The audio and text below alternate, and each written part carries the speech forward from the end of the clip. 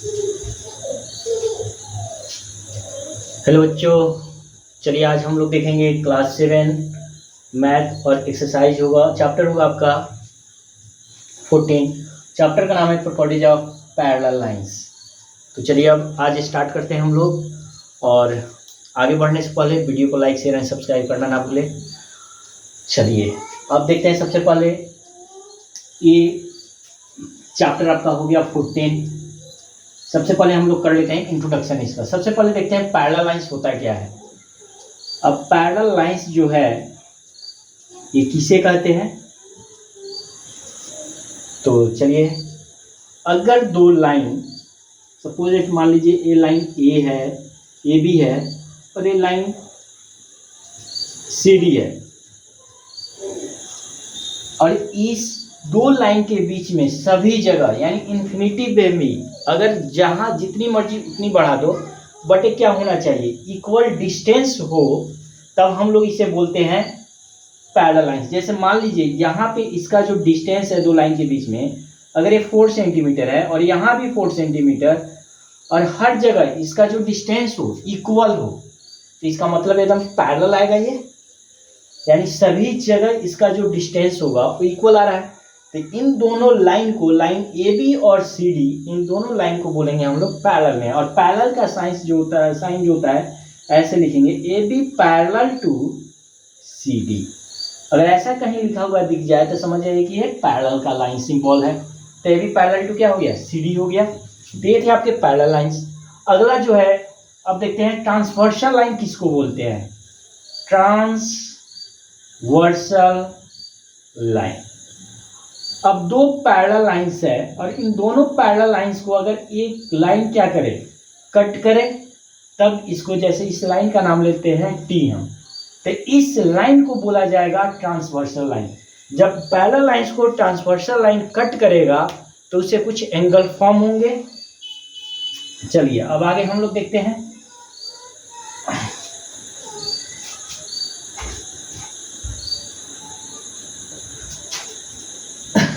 यहाँ पे आपके दो पैरेलल लाइंस, लाइन एल और लाइन एम है, और ये दोनों लाइन पैरेलल है, यानी line L parallel to M and transversal line यहाँ पर क्या है आपका टी है। अब जब दो पैरेलल लाइंस को एक ट्रांसवर्सल लाइन कट कर रहा है तो इसमें देखिए कुछ एंगल फॉर्म हो रहा है। अब देखते हैं इसे कौन सा एंगल बोलते हैं। सबसे पहला जो एंगल होगा कोरिस्पॉन्डिंग एंगल होगा। जैसे एंगल 5 का कोरिस्पॉन्डिंग होगा, और एंगल सेकेंड एंगल 6 का कोरिस्पॉन्डिंग होगा, एंगल थर्ड एंगल 7 का कोरिस्पॉन्डिंग एंगल्स होगा, और एंगल 4 एंगल 8 का कोरिस्पॉन्डिंग एंगल्स होगा। तो हम इसे क्या बोलेंगे, angle 1 and 5, 2 and 6, 3 and 7 and 4 and 8 are called pairs of corresponding angles. ये पेयर किसका है, कोरिस्पॉन्डिंग एंगल्स का। पहला ए मिल गया आपको कोरिस्पॉन्डिंग एंगल, यानी 2 का कोरिस्पॉन्डिंग एंगल 6, 3 का 7, 1 का 5 और 4 का 8। तो कोरिस्पॉन्डिंग एंगल आप लोगों को बहुत अच्छे से समझ में आ गया होगा। अब आगे बढ़ते हैं। अब देखिए इसमें अल्टरनेट इंटीरियर एंगल्स होगा। अब इंटीरियर एंगल के बारे में बात कर रहे थे। 2 और 1 और 7 और 8 ये दोनों आपको कहाँ दिख रहे हैं, बाहर दिख रहा है, और ये बाहर है।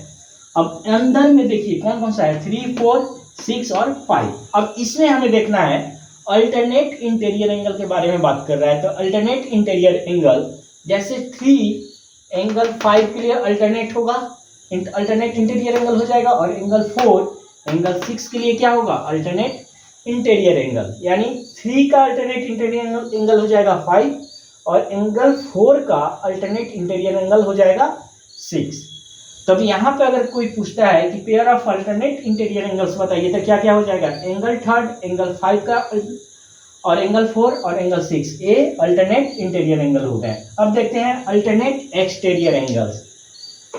अब एक्सटीरियर एंगल, एंगल 2 जो है एंगल 8 के लिए, एंगल 8 ये दोनों, और एंगल 2, 1, 2, 7, 8 ये एक्सटीरियर एंगल है।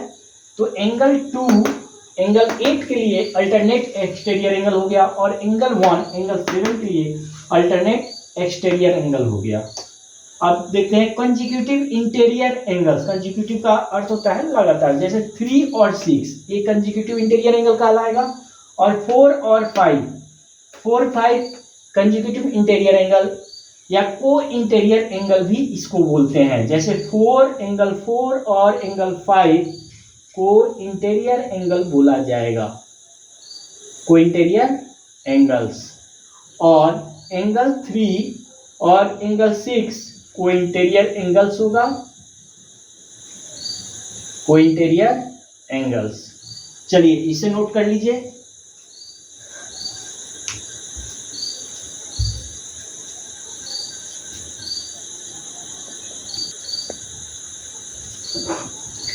चलिए अब हम लोग देखते हैं कॉरिस्पॉन्डिंग एंगल्स। कॉरिस्पॉन्डिंग एंगल देख चुके हैं, अल्टरनेट इंटीरियर एंगल देख चुके हैं, अल्टरनेट एक्सटीरियर एंगल समझ में आ गया।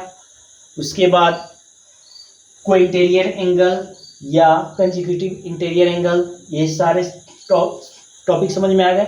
अब नेक्स्ट आते हैं, अब कॉरिस्पॉन्डिंग एंगल्स जो होंगे वो आपस में क्या होते हैं, इक्वल होते हैं। Corresponding angles are, corresponding angles are equal, यानी जितने भी कॉरिस्पॉन्डिंग एंगल होंगे वो आपस में क्या होंगे, इक्वल होंगे। जैसे 1 का कॉरिस्पॉन्डिंग एंगल क्या है, 5 है, तो एंगल 1 इक्वल होगा एंगल 5 के। एंगल 1 इक्वल टू एंगल 5, क्योंकि 1 5 का कॉरिस्पॉन्डिंग एंगल है। Angle 2 equal to angle 6, angle 3 equal to angle 7, और एंगल 4 इक्वल टू एंगल 8। अब देखिए जितने कॉरिस्पॉन्डिंग एंगल्स है ये सभी आपस में क्या है, इक्वल है। मान लीजिए यहाँ पर अगर कॉरिस्पॉन्डिंग एंगल 1 का जो वैल्यू है वो अगर 70 डिग्री है, तो एंगल 5 का, अगर एंगल 1 का वैल्यू 70 डिग्री है तो एंगल 5 भी कितना हो जाएगा, 70 डिग्री। बट यहाँ ब्रैकेट में आपको मेंशन करना होगा ये इक्वल कैसे हुआ, तो कॉरिस्पॉन्डिंग एंगल से। जैसे एंगल 2 एंगल किसके इक्वल है, 6 के। चलिए तो ये आपको समझ में आ गया। अब आगे देखते हैं,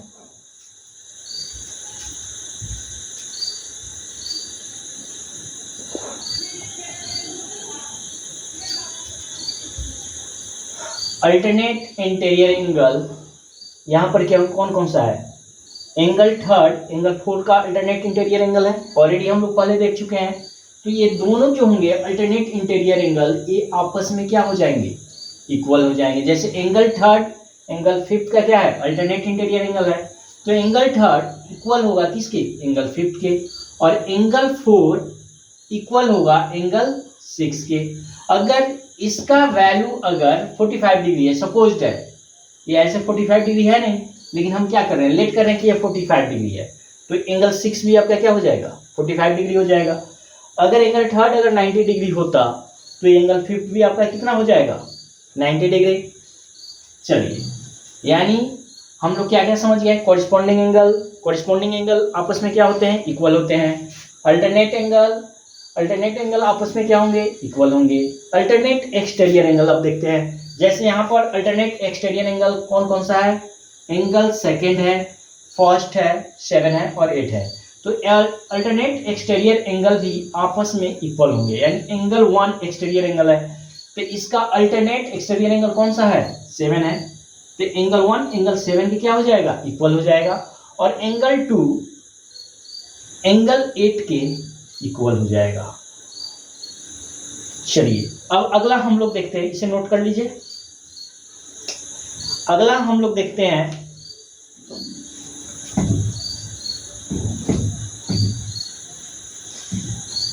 सम ऑफ को इंटीरियर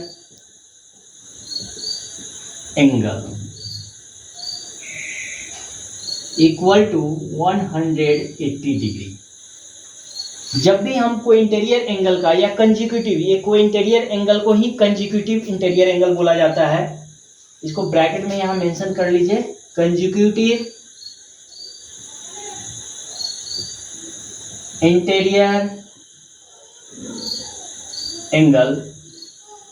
जब कंजिक्यूटिव इंटीरियर एंगल का सम करते हैं तो ये आता है 180 डिग्री, यानी एंगल 3 एंगल 6 को इंटीरियर एंगल है, इन दोनों का जब सम करेंगे एंगल 3 प्लस एंगल 6 का तो ये हो जाएगा 180 डिग्री, और एंगल 4 प्लस एंगल 5 का अगर सम करते हैं तो ये हो जाएगा 180 डिग्री, यानी एंगल 3 और एंगल 6 कंजिक्यूटिव इंटीरियर एंगल है। तो इन दोनों का अगर इन दोनों एंगल को जब हम सम करेंगे तो ये कितने आ जाएंगे 180 डिग्री आ जाएंगे, और एंगल 4 और एंगल 5 को इंटीरियर एंगल है, इन दोनों का जब सम करेंगे तो ये आ जाएगा 180 डिग्री। चलिए अब हम यहाँ तक इंट्रोडक्शन हम लोग देख चुके, अगला हम लोग करेंगे एक्सरसाइज। तो स्टार्ट करते हैं एक्सरसाइज।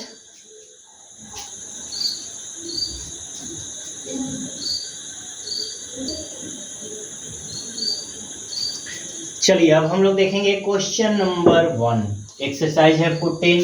क्वेश्चन दिया हुआ है in the given figure L parallel to M, यानी L जो लाइन है वो पैरेलल है M लाइन के, and T is a transversal line, यानी T जो है यहाँ पे ट्रांसवर्सल लाइन है। एक यदि एंगल 5 इक्वल टू 70 डिग्री, यानी एंगल 5 जो है वो 70 डिग्री है, तो कह रहा है find the measure of each of the angles, angle first, third, fourth and 8, यानी आपको क्या क्या निकालने हैं, फर्स्ट का वैल्यू, थर्ड का वैल्यू, फोर्थ का वैल्यू और 8 का वैल्यू। अब देखिए यहाँ पे एंगल 5 दिया हुआ है 70 डिग्री, अब एंगल 5 70 डिग्री है ये वाला, तो ये कॉरेस्पॉन्डिंग किसके है 1 के, तो हम क्या लिखेंगे एंगल 1 इक्वल टू 70 डिग्री। अब ये कैसे आया, तो कॉरेस्पॉन्डिंग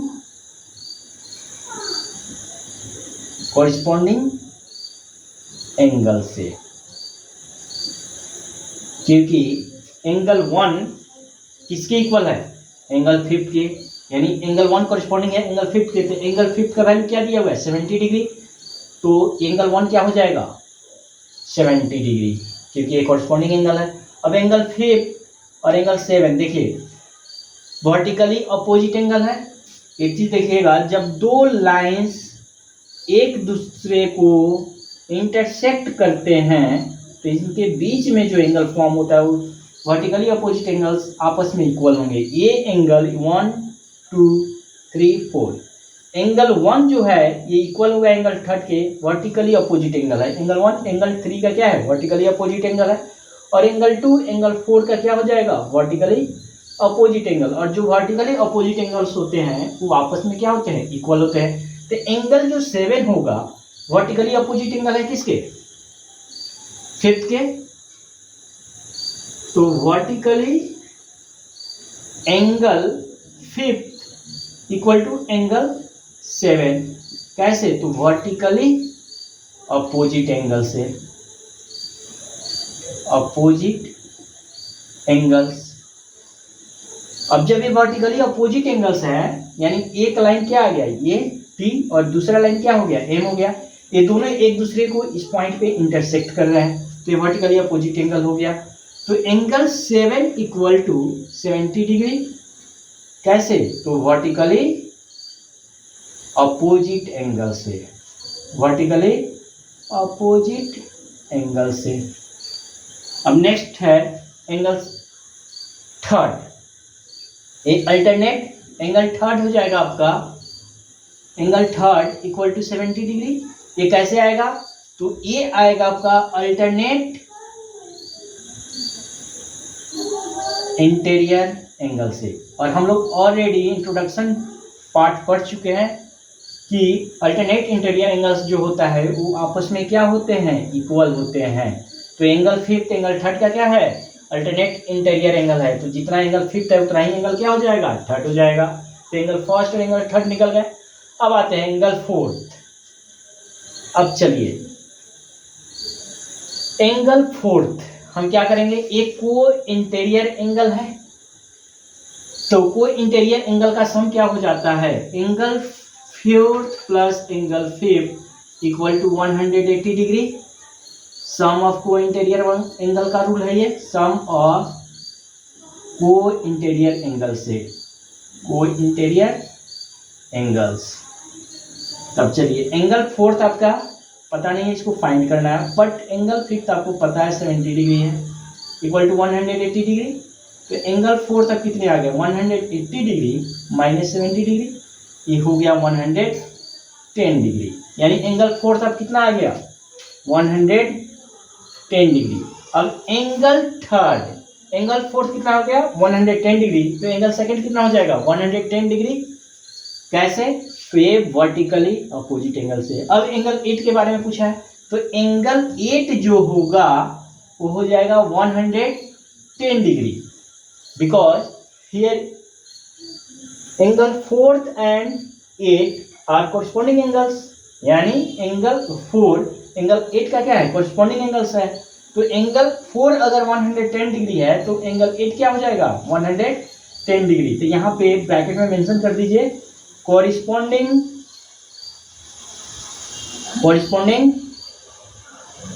एंगल से ये होगा।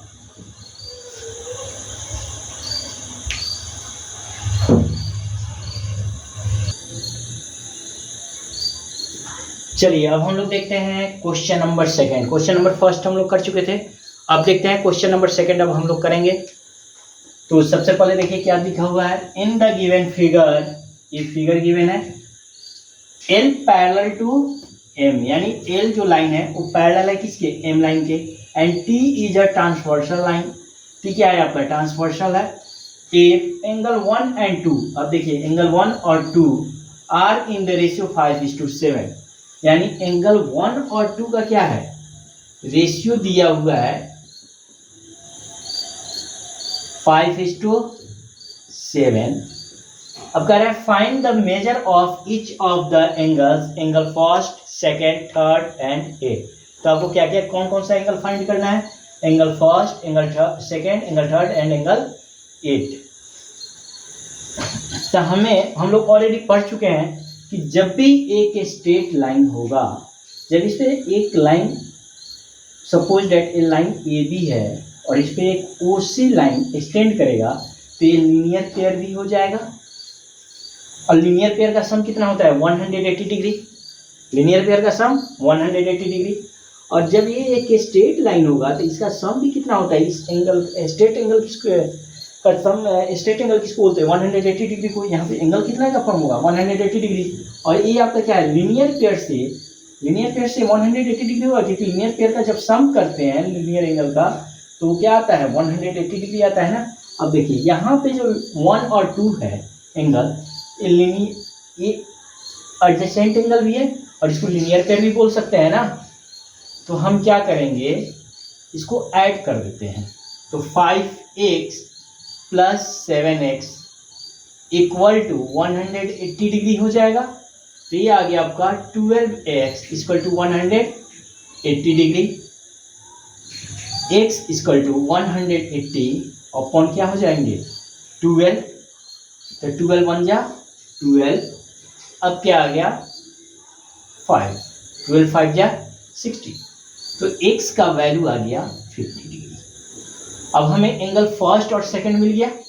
जब एंगल फर्स्ट और सेकंड मिल गया तो एक कॉरेस्पॉन्डिंग एंगल से तो सारे एंगल फाइंड आउट हो जाएंगे।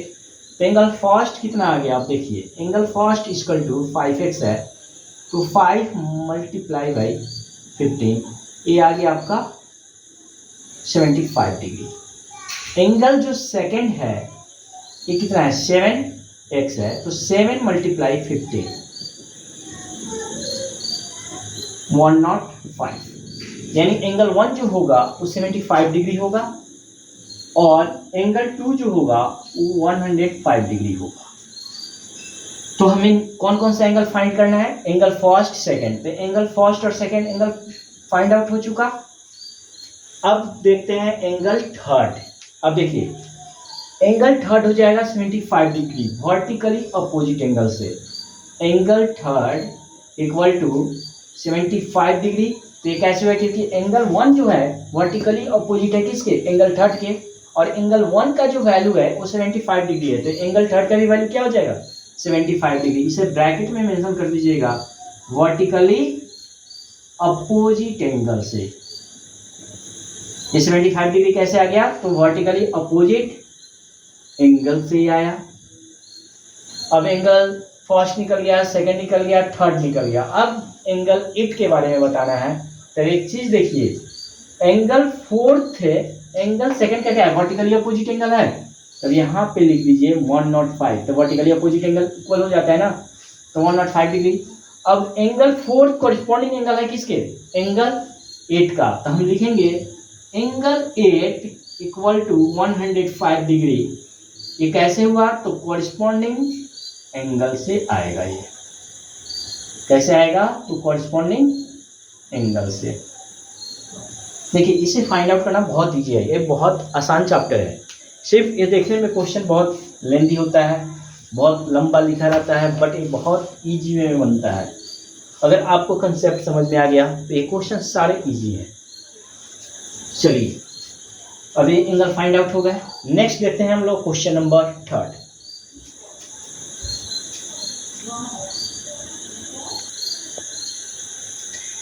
चलिए अब हम लोग देखते हैं क्वेश्चन नंबर 3। ऑलरेडी हम लोग क्वेश्चन नंबर 2 तक कर चुके। क्वेश्चन नंबर 3 दिया हुआ है, 2 parallel lines L and M are cut by a transversal line T। यानी ट्रांसवर्सल T है और पैरेलल लाइंस क्या क्या है, L और M है। अब कह रहा है if the interior angles of the same side, जो इंटीरियर एंगल है उस सेम साइड के बारे में बात कर रहा है। यानी इसका मतलब है कोई इंटीरियर एंगल के बारे में बात कर रहा है, same side. If T be 2x minus 8 degree and 3x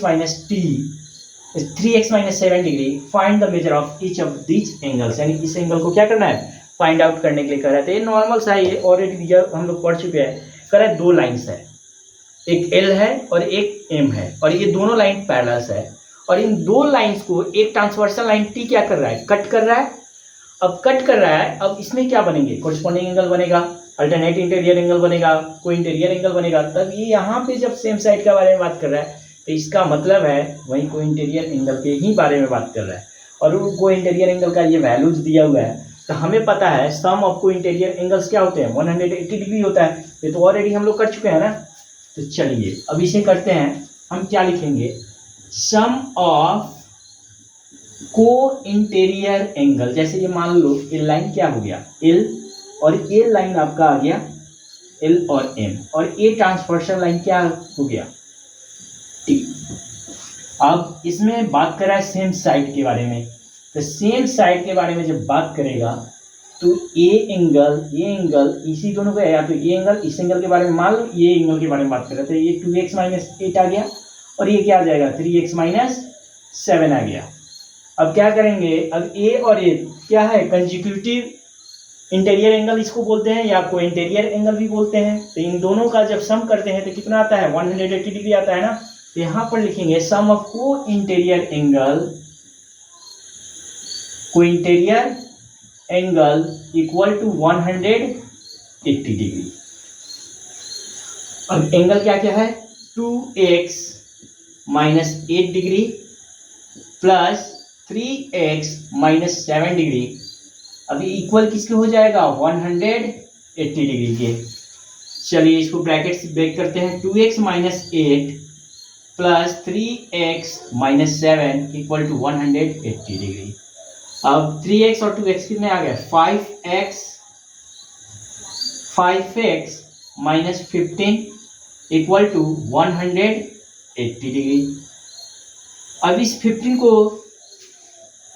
right hand side में ट्रांसपोज कर दीजिए, तो 5x equal to 180 degree plus 15 degree, तो 5x equal to 195 degree. x का वैल्यू यहाँ से फाइंड आउट करेंगे, ये आ गया, कैंसिल आउट कीजिए, 5 3 जा 15 और 5 9 जा 45, यानी 39 आ गया x का वैल्यू।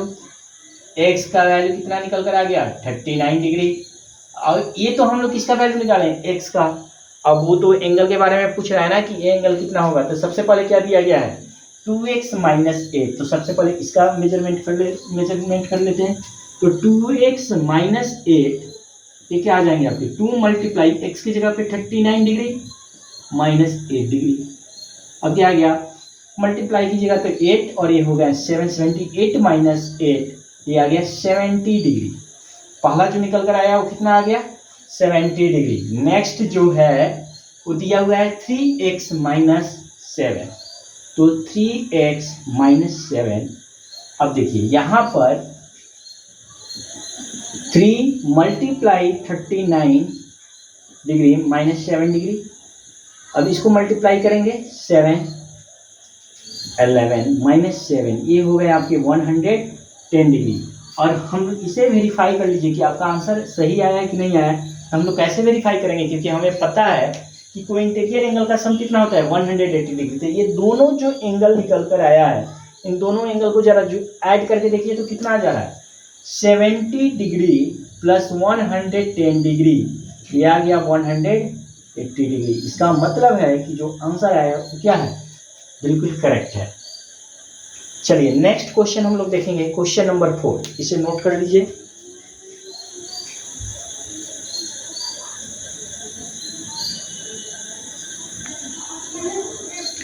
चलिए अब हम लोग देखते हैं क्वेश्चन नंबर 4। दिया हुआ है in the given figure L parallel to M, एक फिगर गिवन है जिसमें ये बतलाया गया है कि L जो है वो पैरेलल है किसके, M के। यदि S एंड T भी ट्रांसवर्सल, S और T आपका क्या है, ट्रांसवर्सल है, तो such that S is not a parallel to T।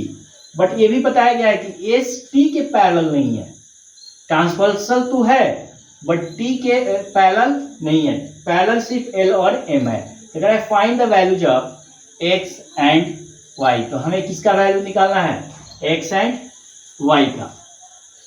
तो हम ऐसा लिख सकते हैं L पैरेलल टू M, और ट्रांसवर्सल हम यहाँ पे मान लेते हैं S, एंड ट्रांसवर्सल लाइन क्या मान लिए, S, और इस एंगल को हम मान लेते हैं Z, क्योंकि ये नहीं है। बट यहां पर देखिए ये एंगल और ये एंगल क्या हो गया आपका, लीनियर पेयर हो जाएगा, क्योंकि 50 डिग्री और ये Z डिग्री। तो यहां से हम लीनियर पेयर करके इस एंगल को फाइंड आउट कर देंगे। और ये जब A और A पैरेलल है तो A इसका कॉरेस्पॉन्डिंग एंगल हो जाएगा, तो मेरा X का वैल्यू फाइंड आउट हो जाएगा।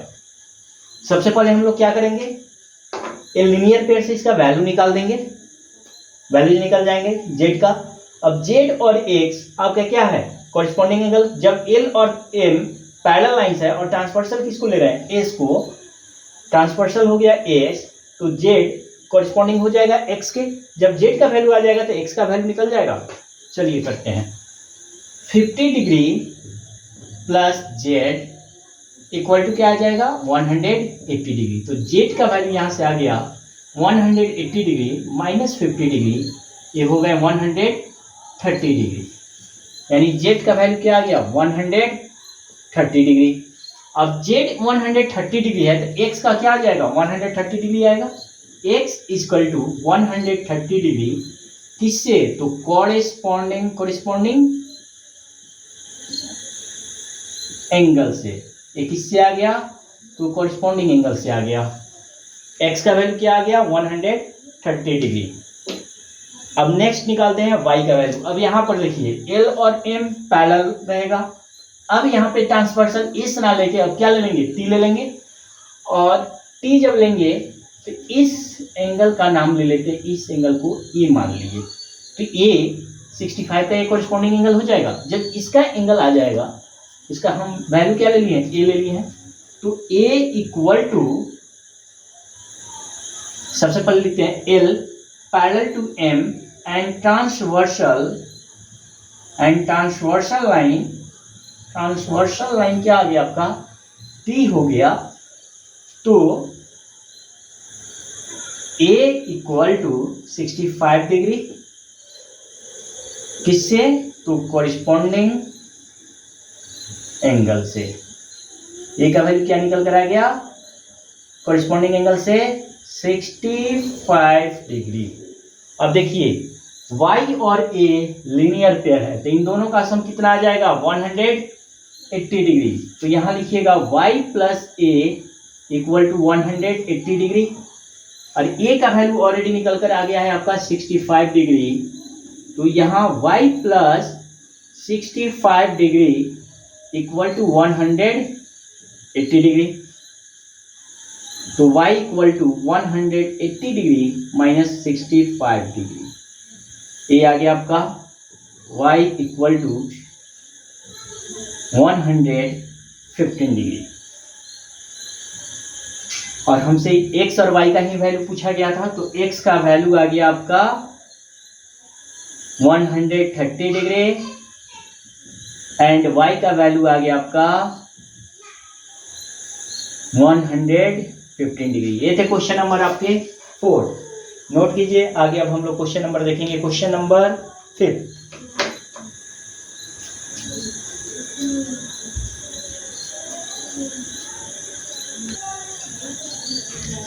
चलिए बच्चों, अब हम लोग देखेंगे क्वेश्चन नंबर 5। दिया हुआ है in the given figure angle B equal to 65 degree and angle C equal to 45 degree in triangle ABC. यानी ये ट्रायंगल एबीसी है और इसमें जो वैल्यूज दिया हुआ है एंगल बी का, वो दिया हुआ है 65 डिग्री और एंगल सी का वैल्यू दिया हुआ है 45 डिग्री। उसके बाद कह रहा है ट्रायंगल DAE, यानी ये लाइन DAE जो है ये पैरेलल है किसके, BC के। ये BC लाइन का क्या है, पैरेलल है। अब दिया हुआ है if angle DAB equal to x degree, DAB यानी ये वाला एंगल क्या दिया गया है, x डिग्री, और angle EAC equal to y degree. तो कह रहा है find the values of x and y।